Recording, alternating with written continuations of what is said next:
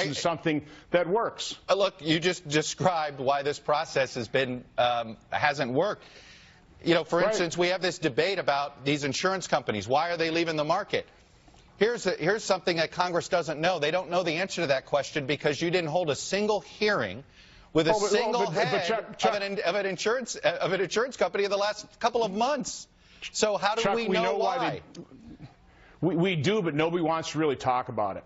We know why these premiums have increased. You know, I am reminded by, remember President Bill Clinton talking about Obamacare as a crazy system? And he started talking about the people that are busting it, sometimes working 60 hours a week, and then they're left with premiums that have doubled and their coverage cut in half. Those are the forgotten men and women in this entire health care debate, but we know why those premiums doubled. We've done something with our health care system that you would never even think about doing, for example, with auto insurance, where you'd require auto insurance companies to sell a policy to somebody after they crash their car.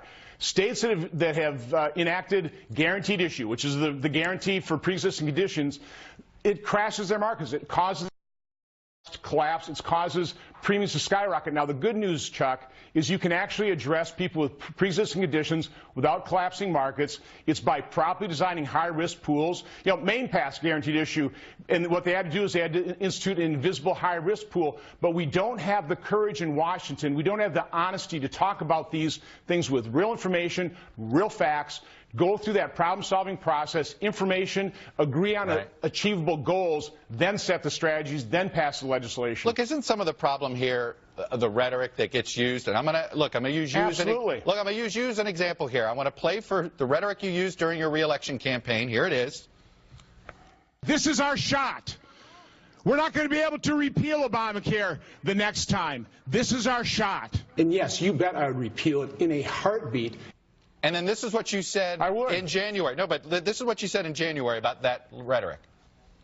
It's way more complex than simply repeal and replace. That's a fun little buzzword, but it's just not accurate.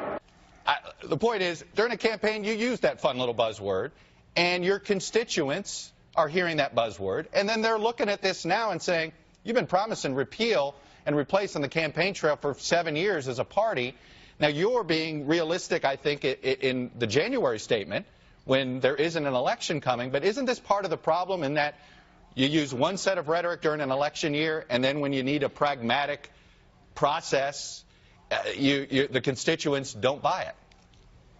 Well, the problem, Chuck, is on shows like this, you get a couple minutes and you have to condense what you want to do. No, I would repeal all of Obamacare, and I would replace it with something that would actually work. Focus on repairing the damage done. That's those skyrocketing premiums. Those are the collapsing markets. That's addressing the forgotten men and women. But, you know, here's some other inflamed rhetoric. You said it yourself, slashing Medicaid. Now, that's Washington speak.